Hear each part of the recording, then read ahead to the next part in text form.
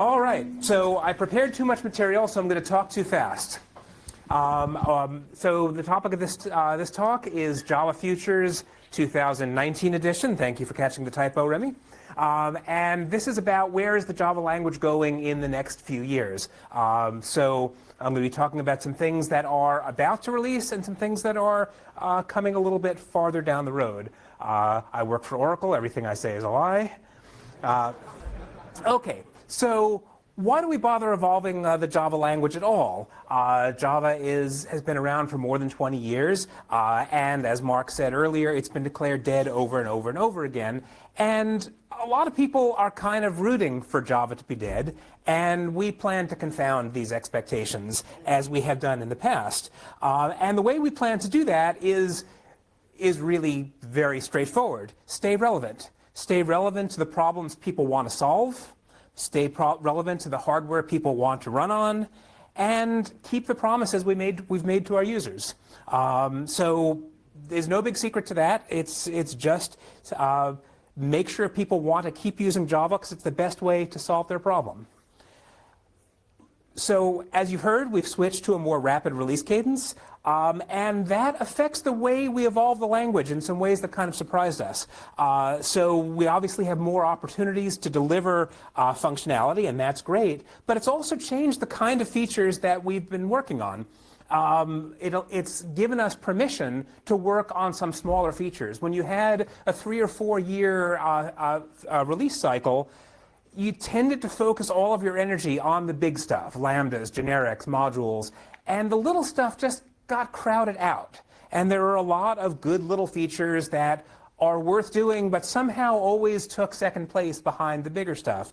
And so we found that the more that the 6-month cadence has allowed us to balance out working on smaller features and bigger features, I think, in a better way. It's also encouraged us to learn how to, and we're still in the process of learning, break up bigger features into smaller features and do things like lay the groundwork for future features in a current release, like issuing warnings on something that we think may change in the future so that it's less disruptive when the change gets there. That said, with more opportunities to release, you have more opportunities to release something too early that you're then stuck with for the rest of time. And so there's also a risk that the new release cadence gives us. And so one of the ways that we want to mitigate that risk is to lengthen the pipeline out a little bit. We've shortened the pipeline a lot. We're sort of backing off a little bit and having each language feature go through a round of what we're calling preview features. So this is a feature that is fully complete, specified, implemented, but the paint's not quite dry. And we want to give ourselves 1 cycle, maybe 2 cycles in some cases, to gather feedback from real users to spot things that maybe we missed in our analysis and our initial feedback while we have a chance to make small changes. And so we're calling these preview features. They're not really just beta features. I mean, they're really, the bar for a preview feature is very, very high. It has to be complete. It has to be fully specified. And you have to have a high degree of confidence that it really is ready. In 12, we actually shipped our first preview feature. There's a lot of projects that are going on in the pipeline. Mark talked about some of these earlier.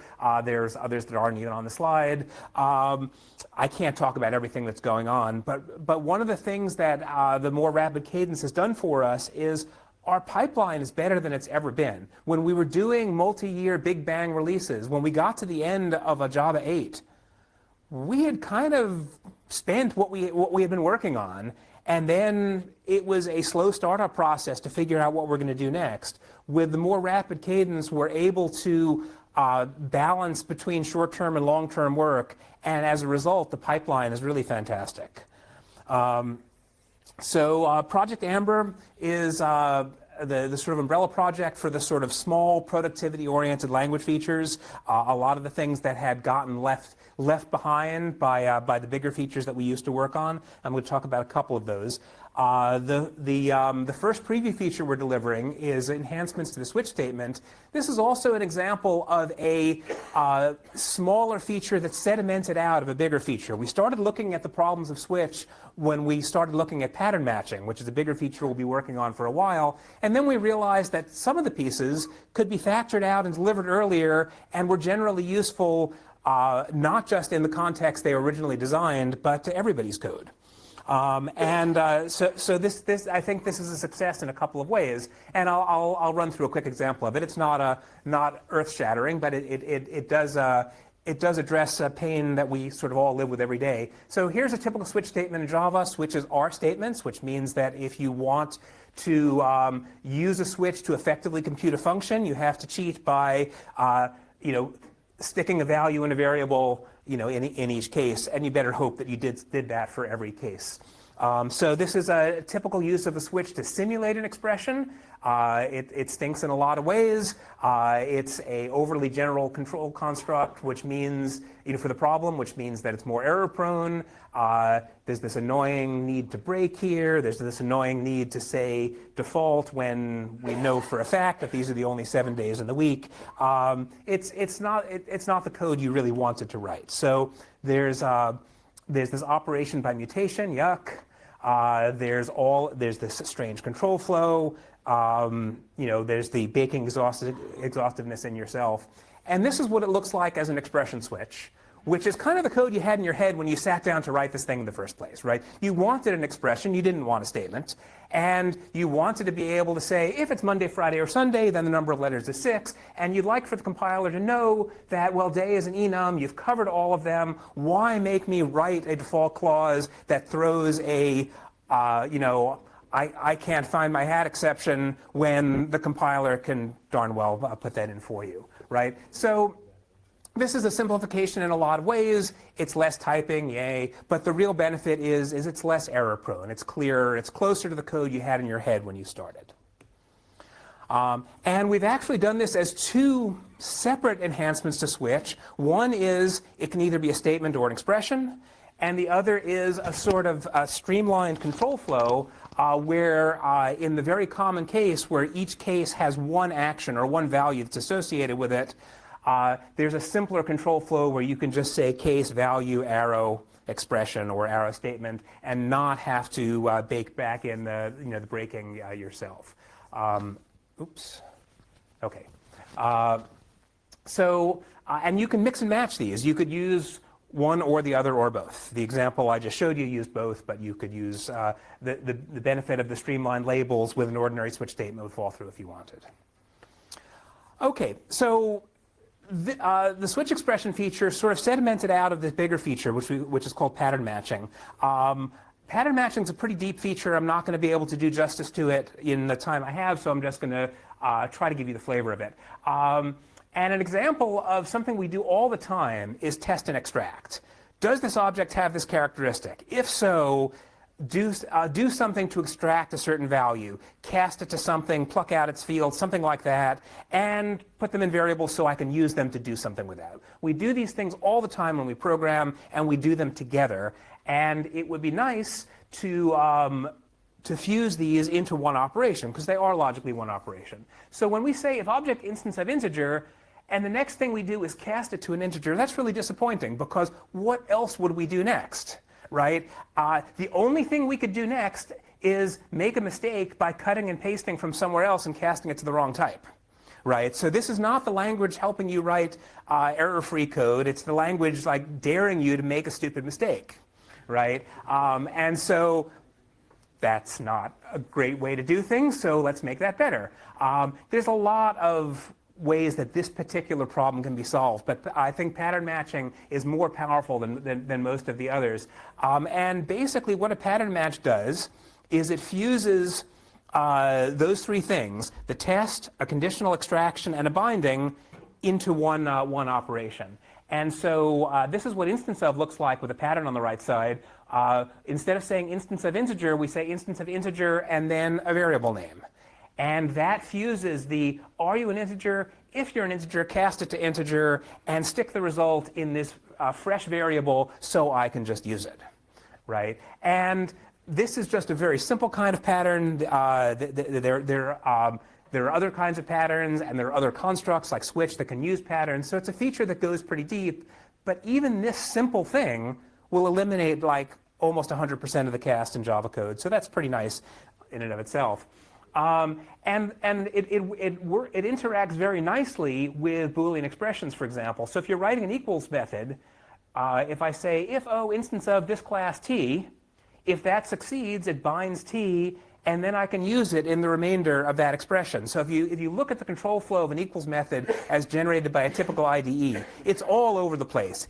If this condition is true, then return false. Otherwise, return true. Otherwise, do this complicated thing and return that. It's kind of hard to follow. This is a lot easier to follow. They're equal if the other thing is this class, and his size matches my size, and his name matches my name. Much more clear what's going on. So here's another example of using pattern matching in the switch statement. This is the kind of code that we often find ourselves writing. If something's an instance of integer, cast it to an integer to do this. Otherwise, is it a byte? Cast it to a byte, do something else. We've all written this code. And it has, all kinds of repetition. It has the repetition of the test and the cast. It has the repetition of how many times can I say instance of. It has the repetition of assigning to the same variable, and I hope I'm assigning to the same variable in every one of those arms, but the compiler doesn't necessarily check that for me. And if I turn my case label into patterns, some of the boilerplate goes away immediately, which is great. The redundancy of the test and cast go away, and the code is starting to look a little bit more clear.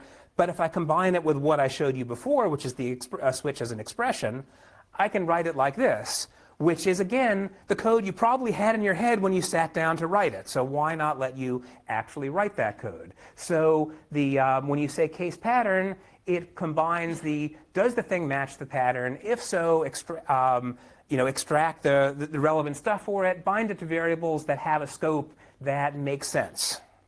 Okay, so this is a pretty neat feature, and the patterns rabbit hole actually goes pretty deep. I'm not gonna dive into it because I would definitely run out of time. But it's definitely something that we can deliver in little bits over time. So we'll do type patterns and instance of first, and then we'll probably do type patterns and switch, and then we'll probably do deconstruction patterns and move on from there. So okay, so I'm going to switch gears and talk about a much bigger project that some of you will note I've been talking about and not delivering for a very long time. And this is the nature of the kind of big research and development projects that are reboots to big chunks of the platform. We've been working on Valhalla almost 5 years. We've done 5 rounds of prototypes. We're finally getting close enough to understanding the problem that we think we can transition from the research phase of the program to the development phase of the program. And that's actually pretty good, although some of you are tired of hearing me talk about it. So why is Project Valhalla so important? So the goal is rebooting the way the JVM lays out memory, data in memory. And this is important because in the last 25, 30 years, hardware has changed drastically. The relative cost of an arithmetic operation and a memory operation were 1-to-1 30 years ago, and now a full cache miss can cost you 1,000 instruction issue slots. So with the reality changing out from under us by such a degree, it stands to reason the way we were laying things out in memory probably isn't optimal for today's hardware. If you look at the data structures we put in the heap, there's a lot of little nodes with pointers to other nodes. And those pointers mean indirections. Indirections means cache misses. And that is something that has the potential to hurt performance across the board. And the root of this is the philosophy of everything is an object, which made perfect sense in like 1990.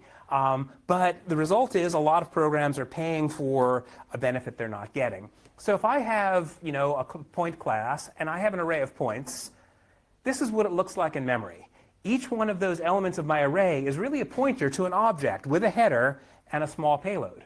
And so I'm using, if you look at memory efficiency, I'm losing here because I'm using up a lot of space for headers and arrows compared to the amount of space I'm using for actual XY numbers. And I'm paying in time because as I walk through this list, I'm risking a cache miss every one I look at. Now, sometimes what developers will do when they figure this out is they will like hand shred their code to try to like shred their objects into arrays, which is exactly what we don't want people doing, because this kind of code is much harder to maintain, it's less readable, it's more error prone. But it's our fault. It's our fault because we gave developers a choice of either maintainable code or fast code, and developers will always choose the fast code even when they don't have performance requirements or tests or anything like that. But, so this is the problem that we get. And this fundamentally goes back to every object has an identity. So this is the data layout we want most of the time, right? I have an array of xy points. I should lay it out in memory, xy, xy, xy, xy. So the question is, what kind of code do I want to write to get this layout? And our claim is to say that point is a value. A value is an aggregate like a class, but it doesn't have identity. It's just its data. It's just a wrapper for its data. 2 points are equal if they have the same xy value. That's the whole story. And when you tell the VM that you don't care about the identity, you're never going to lock on it, you're not going to extend it, you're not going to mutate it, the VM can repay you by saying, aha, I can give you this data layout. In the previous case, the VM always was guessing of like, well, you haven't locked on it yet, but you might lock on it later. And so it had to pessimistically lay things out in a less than optimal way. And so, there's a trade that you're making as a programmer. You're saying, I don't need as much from my object model for this particular class. It's just a dumb numeric class. It's a complex number. And in return for giving up that flexibility, you can be, repaid with better performance. These can be flattened into other objects, other values, into arrays, denser, flatter memory, better performance. So value types kind of have some of the behavior of classes in that they have fields and methods and constructors and type variables and a lot of these things that classes have, but they have the sort of, when the rubber hits the road, they behave more like primitives. And this is deliberate. We're trying to get the best of both worlds. And our mantra here is codes like a class, works like an int. Now, it codes like a restricted form of class. There are things you can't do. But if you can fit within those trade-offs, you can get the benefits. So, okay, who cares? Who's this good for? Well, my claim is this is good for everybody. If you're writing an application that's working with large data sets, you get, first of all, much better memory density, and second of all, better locality. So application writers can more directly control the layout of their code in memory. Library writers can do really cool things with this. We can make hash map faster by using values in the implementation instead of link nodes that are full-blown objects. And so that means every application that uses hash map, which is every application, will just get faster. So that's cool. Compiler writers love this. The Scala, think of all the stuff that the Scala compiler has to do because it's not exactly like Java and it has to simulate things with objects. Ruby has the same problem. Ruby fixed nums have to be represented as objects. So compiler writers can use this as a compilation target, and languages other than Java on the JVM are probably going to see a much bigger boost from this because right now they're paying an enormous simulation penalty to make their non-Java language work on the JVM. And so I think this is something that's going to make everybody happy, either directly or indirectly. So like I said, we've been running this project for almost 5 years. And in that time, we've built 5 different prototypes, each aimed at answering a different aspect of the question. Let's hold the problem constant except for this little aspect. We'll do a prototype. We'll see what we can learn from that.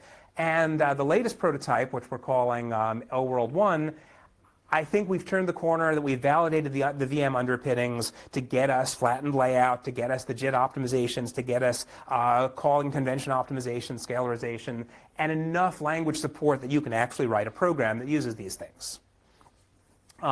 So we're hoping that the next prototype, which is coming, in the next year-ish time frame, is something that, people in this room could actually try out and write programs with value types and give us feedback.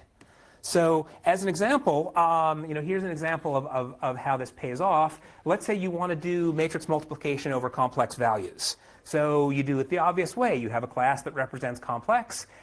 You have arrays of complex and two-dimensional arrays of complex to represent matrices, and you write addition and multiplication in the obvious way. And the only thing that's not good about it is look at all that allocation, right? So you're going to be spending more time allocating than you will be actually multiplying things. And similarly, if you want to implement a matrix multiply, you do it in the obvious way and you pay the obvious penalties.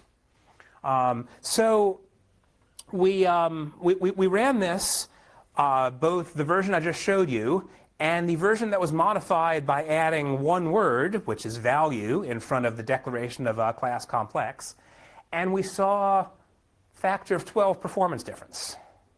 Now, where did we think that performance difference was going to come from? Well, some of it was not doing boxing at all, and some of it was not doing as much indirection so you could keep your arithmetic pipelines fed with data instead of waiting for data from the cache.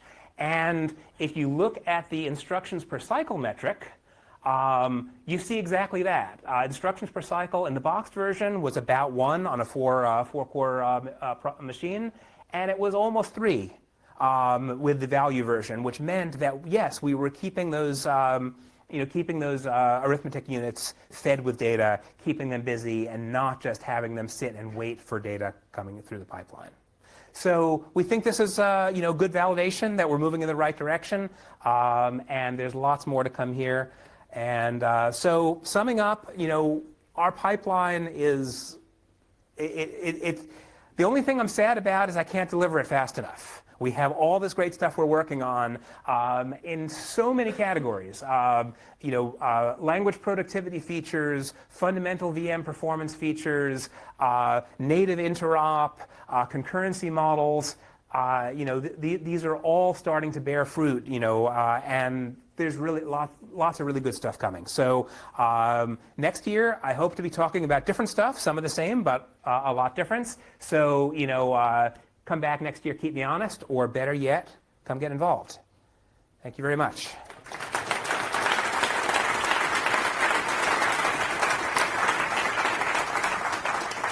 Did I actually talk fast enough to fit that in my budget, or were you just taking pity on me? Yeah, that was really, really remarkable performance. Thank you. Thank you very much. Do we have a few minutes for questions? Or? Go on, let's have a couple of minutes for questions, and then we'll go into the GP meeting. All right. Looks like we have more time. I'm Joe Java. How do I best help, considering I'm not a VM expert? You're not Joe Java. If you were Joe Java, the question is, how can you best help? So the kind of feedback we need is show up on Amber Dev, Valhalla Dev, try out the prototypes. Write a toy program and say, this is what I was able to get working, this is what I wasn't able to get working. Write tests. Identify things that we might have missed. Try using these features in your programs, I think, is the best way to do it. Because we can think about it and bash our heads against the whiteboard, for as long as we want, and we do. But we can't see 100% of the implications. And so we need help from people to point out, here's something I noticed when I actually tried to migrate my code to do that, to use this feature. Okay. Well, what's about Project Metropolis? How's it going on? What's about Project Metropolis? Project Metropolis. Okay, so that was one of the features that we didn't have time to even talk about. So Project Metropolis is about adopting components of the Graal project, in particular the Graal JIT compiler, and using Graal as an AOT compiler into OpenJDK. And so we've got an experimental version of AOT compilation in the JDK. We have an experimental version of Graal as a JIT compiler in the JDK. And Project Metropolis is about turning these into something that isn't experimental, putting us on a path where it would be credible to replace the C2 compiler with the Graal compiler. We're not there yet, but we hope we'll get there someday.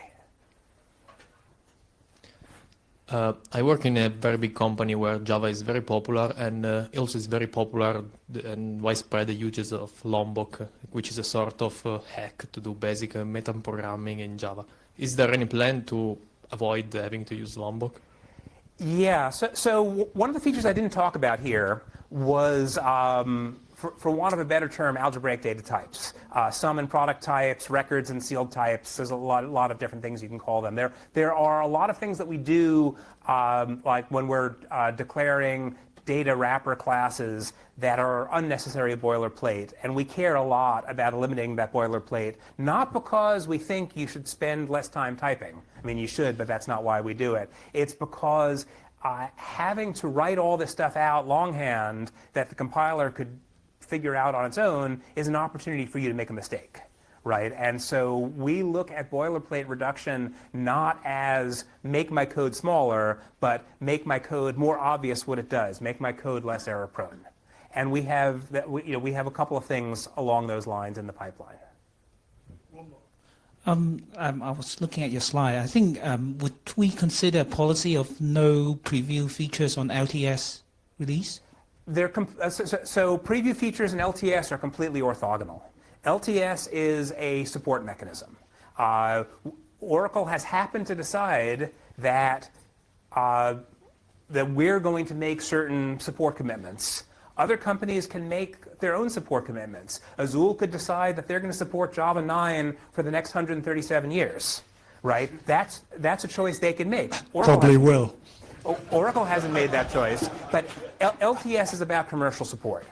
Preview features is about not pushing features out before we've gotten enough feedback from people who have used the feature in anger. They're just orthogonal, and we don't want to make feature selection decisions based on what the support model might be for a given version. Thank you very much. That was justly popular. Thank you.